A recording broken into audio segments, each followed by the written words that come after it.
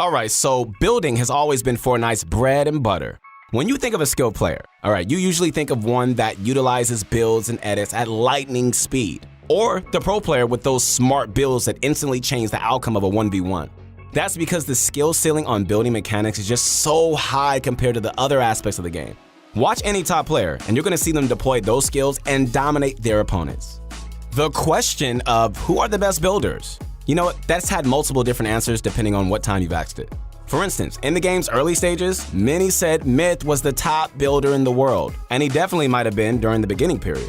But mechanics evolved, players trained to get better and innovate their techniques. As a result, well, sometimes we see players who once thought were good at building slowly just fall off. Then others just come out of nowhere and take their place. What's up, guys? This is your guy, your friend, Keith Allen. And Keith Allen's my first name. Please stop calling me Mr. Allen. Make me feel like I'm like 70 years old. Anyways, this video is all about the builders you should be watching in Season X. And if you haven't connected with me on my Instagram, you are missing out. Make sure you do so as soon as possible. Well, before we get started, Pro Guys has a small announcement to make. We are adding a ton of new features to our site, which include 1, exclusive guide videos for our Pro members every single day, all right? 2, Pro Pass now grants access to all games, such as League of Legends, Smash Brothers, CSGO, and Overwatch. More free coaching passes and points for InstaPro if you are a Pro member. So head on over to Pro Guys by clicking the link in the description below.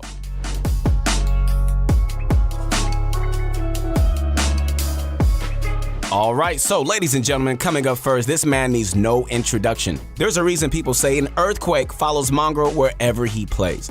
His low sensitivity, combined with his exuberant playstyle, means he has to move his mouse at a ridiculous pace to pull off these moves. Seriously, yo, this is crazy. I mean, I don't even understand how he doesn't break his hand. Like, he's moving that fast.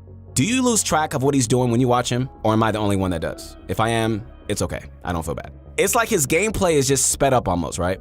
So here's a recent random game of Mongrel for you to check this out. It was just a regular squad match, but it's a great example of how fast and effective building mechanics can keep you alive. Mongrel's the last one alive on his team, and he's lacking heals to get back to full health. With a bunch of players surrounding him, he goes into box fighting mode. This is a great position to default to when things aren't going your way. If you play it right, hey, you can outmaneuver opponents to get limbs while keeping yourself protected from any third parties. You often see Mongrel and other top builders try to place their own ramp piece in their opponent's box, haha. That's because controlling building pieces is vital when it comes to successful box fighting. You see Mongrel do this here, but his opponent was ready with his shotgun out. Down to 1 HP, this is where he starts playing out of this world. The first thing Mongrel does here to avoid getting hit is to stay on the move. He edits out, builds up, edits back down, and even goes back inside his old structures. Your opponent can't hit you if they can't keep track of your position, which is why staying on the move can be so important in a build battle. You need good awareness, guys, yourself to keep avoiding to run into an enemy, but it's usually a lot better on the move than staying still. Okay, so look at this elimination here. Check this out. Mongrel surprises an opponent and he lands the first shot. Rather than just play it risky and go for more shots, he knows that building a wall for cover is what's going to keep him alive. Then he edits out a floor, cone, puts a wall up so his opponent can't block him, edits out of that, and then drops on the guy who still hasn't taken down a single metal wall in the time Mongrel does all of that. The raw speed of these builds and edits is just completely insane, and it is part of what allows this guy to make this clutch play. Okay, so it's the end of the game, and Mongrel finds himself in a 1v1 situation. He doesn't have height, but is still able to retake it without so much of a scratch. So how does this guy do it? Other than his supersonic speed, he always makes sure to build cover above him and to the sides when he's going up to height. If somebody has height on you, they're going to be looking for shots, so you always need to make sure you're building cover, whether it's a floor, cone, or ramp. You can see that with almost every stationary jump up, he makes sure to quickly put a floor or cone above him as well. Eventually, Mongrel takes the high ground successfully. Then he just toys with the last guy before finishing him off for the 1 HP comeback win. Wow. He takes his first shot ever since getting down to 1 health right there at the end. Whew, and it's only because Mongrel let it. So using a controller is usually thought to be inferior to keyboard and mouse, right? Especially when it comes to building.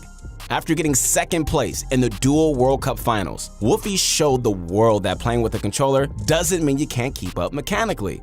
While he's not necessarily better at building than a lot of the top pros, the fact that he plays on a controller deserves some attention. You do not become a top builder without first putting in the hours. Take a look at how Wolfies warms up. This is crazy. He wasn't doing so hot in his arena game, so he decided to take a break and he headed into creative to warm up his skills. He spends the next 50 minutes practicing a variety of things like high ground retakes, tunneling, and editing. That dedication is part of what has made this guy so successful. While they're definitely top-notch, Wolf's building mechanics are somewhat limited due to playing on a controller, right? So don't take it the wrong way, he does have some insane mechanics, he really does. But control sticks just do not move as fast or as consistently as a mouse, obviously, which can lead to slower builds and edits. So from what we've seen, he makes up for this by using clever building techniques that catch his opponents off guard. Like this ramp fake out used to grab attention, or how he based these two guys into his box, only to trap kill them. Not only that, but he seems very tactical when it comes to building. He doesn't always go for really flashy builds or edits, but a lot of the time he'll instead play it slow and he'll wait for the right moment to strike. His results at the World Cup show that slower and more methodical play can just work out even at the highest level of competition. Out of 8 controller players, at the World Cup, Wolfies performed the best and almost even took home the first place prize with his partner Royo. A large part of his success is likely due to how he chooses to build. So, if you're a controller player and you're looking for someone to emulate, this is your guy, You want to learn from him. Dubs, yeah, probably has one of the best comeback stories in competitive Fortnite so far. He was accused of cheating when he first started winning events back in April. Remember that? A bunch of pros jumped at the opportunity to call him out, but it turned out that the so-called evidence was fake. Deep. For anybody who analyzed Dubs back then to see if he was cheating, it was obvious from the start he wasn't. Dubs was getting most of his points through placements during the qualifiers, Not by running around and just killing everybody with aim cheats or anything. Another important thing is that he really was proficient in building.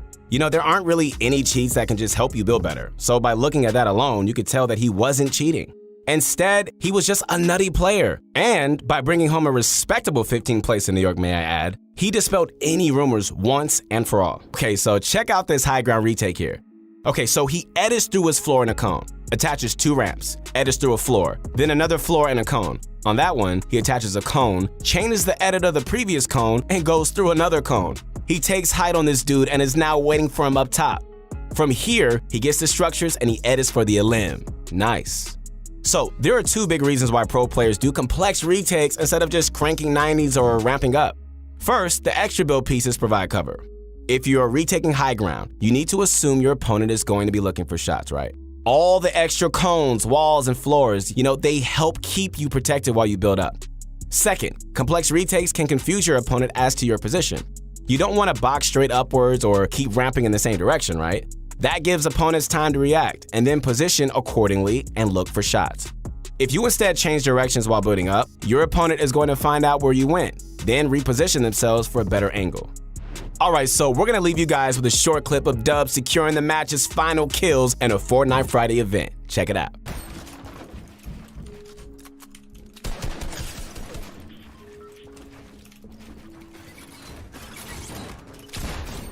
Let's get the finish. Nice. Oh. Bro, we're up by a lot. We're up by 8 or something. I have 12. 9. Clix is a player who first started to get known for his building skills. Yes, his ping was really low and it gives him an advantage when he plays online, but if you watch him play at all, you're gonna know that that's only a small part of it.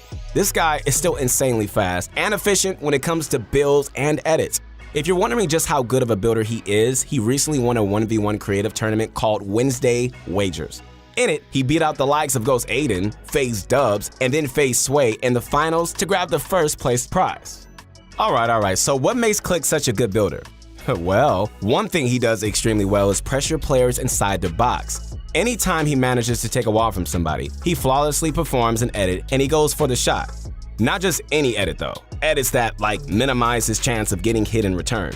Usually, these are the ones that open up right side angle for him to peek with. Right side peeks are advantageous in many ways, but the main one is that, you could just shoot sooner and before barely revealing most of your body. If you peek that way, your foes will have a much harder time retaliating. After each shot, hey, you want to reset your position so you can peek them again in the same way. Alright, so here's a clip that showcases this just from a couple months ago. He first replaces the wall. As he edits a window, he gets in the corner so he can avoid getting hit. Then he peeks to the right and shoots. His opponent tries to shoot back, but since he peeked like this, the window of opportunity was too short for him. It's a simple move, but Clicks has nearly perfected it. This list wasn't meant to be ranked, okay? But if we had to give a number one spot, this shouldn't even really come to a surprise to you. This is the 16-year-old everybody has been talking about, Bugha. Yeah. Ever since his dominating performance at the World Cup Finals, the eyes of the Fortnite community have been fixated on his gameplay. And by watching him play, you can really tell this guy is on a whole nother level. He lives up to the hype, guys. He really does, especially when watching his builds. Alright, so his building and editing are not only like ridiculously fast, but they are all super efficient as well. He rarely messes up his edits and he just makes everything just look so natural and so smooth. When he goes for shots, he immediately just builds cover, editing through it to land more shots. It's like the Tfue Classic, except he does it with every build piece. When you compare Bugha's gameplay to the other pros, you just start to understand how he won the World Cup with such a sizable lead. Okay, so let's just take a quick look at one of Bugha's high ground retakes. Shout out to Reddit user JakePatriots11 for performing it and making a slowed version detailing Bugha's high ground retake method. We'll play that for you so you can follow along more easily. Okay, so probably the most important aspect of what makes Bugha the top builder in the world is his structure placement. He places builds that don't even seem necessary, often before he even goes for a shot, but placing those builds makes it so his opponent can't even do the same. When you control the structures in a fight, you open up so many more opportunities. Through control of structure edits, you end up setting the pace of the fight. At the speed Bugha does it, I mean, he basically is deleting the player by the time they're even wondering why they're surrounded by walls. Preemptively building structures can essentially reduce the time to kill in a lot of scenarios. If there's one trait that's worth learning from Bugha, it's to make sure to control structures. So when you compare pro player footage from a year ago to what they're doing today, oh my goodness, there's a huge difference. It almost seems like they've already reached the limit of what's possible, right? But that's definitely not the case. Players are no doubt only going to get better, and we're excited about that. Who knows how crazy the pros are going to be at building like 3, 6, or even 12 months down the line. This list might end up being completely different a year in the future, just like it was in the past. But as for now, most of us can surely agree with the players on this list. And if you don't, hey, just let us know in the comments who your picks are. Hey guys, once again, this is your guy, your friend, Keith Allen, and make sure to connect with me on my Instagram. I would love to hear from you. We've got a lot going on here at Pro Guides.